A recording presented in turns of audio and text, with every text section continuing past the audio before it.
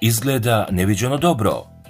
Kralj narodne muzike Šaban Šaulić više od 4 decenije proveo sa suprugom Gordanom, a malo ko pamti da je pre nje njegova velika ljubav bila pevačica Milena Plavšić. Ona je tada bila na početku svoje karijere, dok je on već bio popularan, a kako se priča, trebalo je čak i da se venčaju. Iako se Šaban brzo oženio Gocom, Milena i on obnovili su svoj prijateljski odnos i 2001. godine snimili duetsku pesmu Veruj mi, a pevačica koja danas ima 63 godine pokazala je da ju u 7. deceniji izgleda sjajno.